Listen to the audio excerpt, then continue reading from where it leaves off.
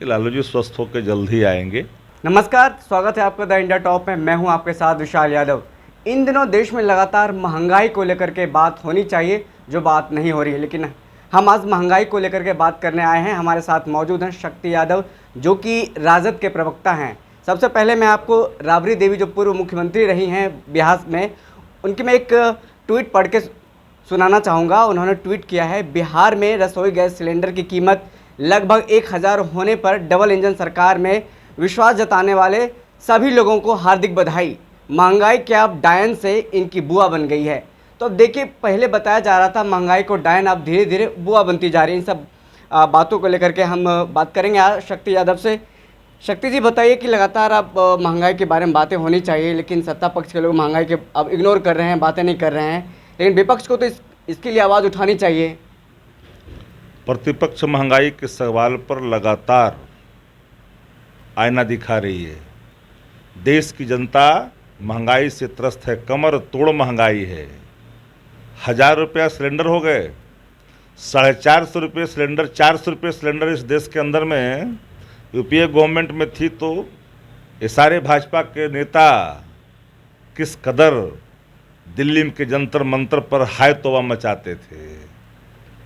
अब पूछना चाहते हैं, देश की तमाम जनता जानती है ना कि 450 रुपये वाला सिलेंडर वाले कीमत रखने वाली सरकार चाह रहे हैं कि 1000 रुपये सिलेंडर रख बेचवाने वाली सरकार चाह रहे हैं। यार 25 रुपया कल बढ़ गया एकाएक, कल डोमेस्टिक, और कमर्शियल 75 रुपया बढ़ गया।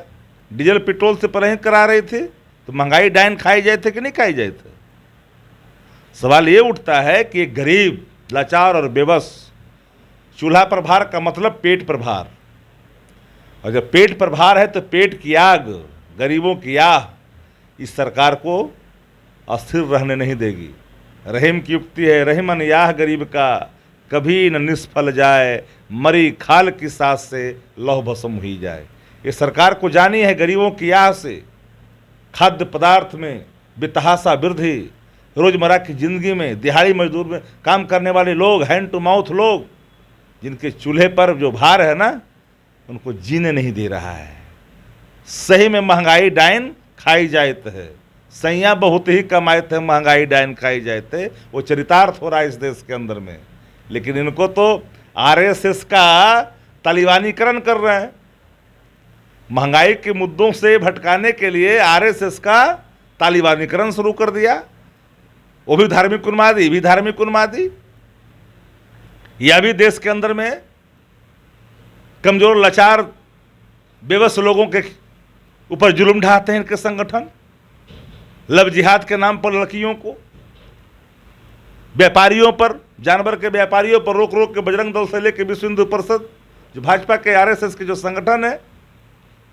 शक्ति जी, अभी क्या लगता है कि बिहार में जिस तरह से जनता त्रस्त है महंगाई से, पेट्रोल डीजल हो या फिर तमाम जो सरसों के तेल है, महंगे होते जा रहे हैं, लेकिन इन मुद्दों को छोड़ करके राष्ट्र परिषद, जो कि जदयू का, उनमें एक पीएम मटेरियल को लेकर के बात होता है, लेकिन महंगाई को लेकर कोई बात नहीं, और मुद्दों को भटकाने की कोशिश की जा रही कि नहीं? अरे भाई, मैंने कहा कि मुंह बाए जो मुद्दे देश के अंदर में खड़ी है, उन मुद्दों से ध्यान भटकाने के लिए कभी पीएम सीएम का खेल खेलता है ये लोग।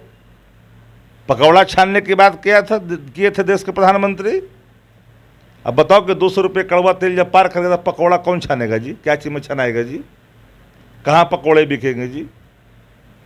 महंगाई इस देश को लिलते जा रही है। लेकिन अंधभक्त, जिसको इसमें भी अच्छाई दिखता है, मोदी में भक्ति दिखते, छद्म राष्ट्रवाद जो प्रणेता है मोदी जी, उनके अंधभक्त लोग महंगाई को भी सरसों के तेल पर उन्होंने क्या कहा मालूम है? कि सरसों का तेल महंगा हो गया, कम खाइए, कोलेस्ट्रॉल बढ़ता है। ये इतने निर्लय लोग हैं कि महंगाई पर भी सीना डट करके बोलते हैं। तो देश में महंगाई ज्वलंत मुद्दा है। लाचारी, बेबसी, पलायन, बेरोजगारी, कमाई, दवाई, सुनवाई, सिंचाई, पढ़ाई, बुआई, कटाई, सब मुद्दे को लामबंद कर करके प्रतिपक्ष इनके खिलाफ हल्ला बोलने की पूरी तैयारी करेगी, चुप नहीं बैठेगी। देखिए, मैं शुरू से बता रहा हूँ कि महंगाई एक जनता से जुड़ा मुद्दा है जिसको उठाना चाहिए, लेकिन देश में एक अभी अलग मुद्दा चल रहा है। हमारे लिए तालिबान मुद्दा है या फिर महंगाई मुद्दा है, हम जानने की कोशिश करते हैं। सर, ये बताइए कि हमारे लिए जो जनता है उसके लिए तालिबान मुद्दा है या फिर महंगाई मुद्दा है? तालिबान को किसने देखा जी? आपने देखा क्या? हमने देखा क्या? टेलीविज़न के स्क्रीनों पर जो तालिबानी करतूत जो बयां कर रही है भारत का टेलीविज़न, उसी को ना हम लोग देख रहे हैं। और देश में देख रहे हैं आरएसएस का करतूत। तो हमने सिर्फ इतना ही कहा ना, यह जगदाओं ने इतना ही सिर्फ कहा कि आरएसएस धार्मिक उन्मादी पार्टी है, भाषाई आतंक पार्टी है, जो गरीब कमजोर हिंदुओं पर अत्याचार करती है, महिलाओं पर अत्याचार करती है।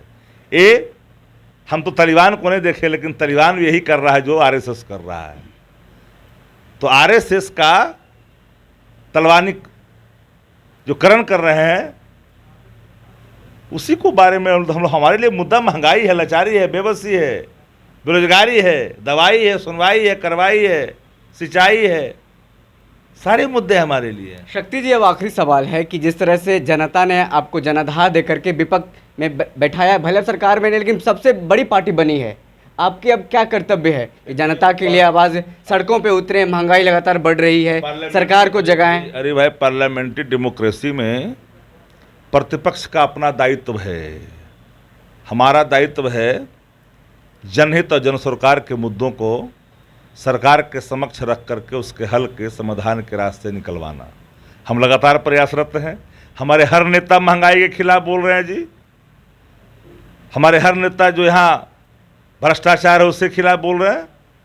संस्थागत जो अबलाओं का शोषण हुआ बालिका गृह मुजफ्फरपुर में, उसके खिलाफ भी हम बोले। सृजन के मामले में, बियाडा के मामले में, शराब घोटाले के मामले में, बांध घोटाले के मामले में, धान घोटाले के मामले में, हर घोटालों के संदर्भ में हमारा दायित्व है इन मुद्दों को मानस के पटल पर रखना, ताकि आवाम को जानकारी हो सके और सरकार इस पर त्वरित कार्रवाई करे। पर सरकार संस्थागत भ्रष्टाचार के विश्व पितामह आदरणीय नीतीश कुमार जी डूबे हुए हैं भ्रष्टाचार में। तो वहाँ से अपेक्षाएं नहीं मिल आप कर सकते हैं कि कोई निराकरण हो, जन सरोकार के का हल निकले, वो नहीं हो पा रहा है। आखिरी सवाल एक और जाते जाते मैं पूछ दूं कि लालू प्रसाद यादव इन दिनों तबीयत ठीक हो गई है, लगातार जिस तरह से राजद में के अंदर ही कुछ अंतर्कलह चल रहे हैं, क्या लगता है लालू प्रसाद यादव जल्द आएंगे? क्योंकि राजद समर्थक ये जानना चाहते हैं कि राजद के जो प्रणेता हैं, संरक्षक हैं, जो राष्ट्रीय अध्यक्ष हैं, लालू प्रसाद यादव जल्दी से जल्दी बिहार आएँ। देखिए, लालू जी स्वस्थ होकर जल्द ही आएंगे और ये सब लोगों की जो अपेक्षा है, अपेक्षा निश्चित तौर पर पूर्ति होगी। जल्द वो आएंगे। डॉक्टर का, चिकित्सकों का परामर्श के अनुरूप ही आएंगे। आपने कहा कि कोई विवाद राजद में नहीं है। राजद की नीति एक है, राजद के नेता स्पष्ट हैं, हमारे सिद्धांत भी स्पष्ट हैं। इसलिए हमारे यहाँ कोई कौतूहल, किसी प्रकार का कलह की कोई गुंजाइश ही नहीं है। धन्यवाद। हमारे साथ बात करने के लिए शक्ति सिंह यादव थे, जो कि राजद के प्रवक्ता। उन्होंने तमाम सवालों का मुखर होकर के जवाब दिया और कहा कि नेता प्रतिपक्ष लगातार इस मुद्दे को उठा रहे हैं, हम सड़कों पर जल्दी उतरेंगे। और एक बड़ी खबर है कि लालू प्रसाद यादव जल्द ही जनता के बीच शामिल होंगे। जिस तरह से लगातार नज़दीकी से देख रहे हैं तमाम मुद्दों को, महंगाई हो या फिर क्या कुछ हो रहा है देश में, जल्द ट्वीट करते हैं और जल्दी ही आप सबके सामने आएंगे। देखते रहें द इंडिया टॉप। मैं हूं आपके साथ विशाल यादव। धन्यवाद।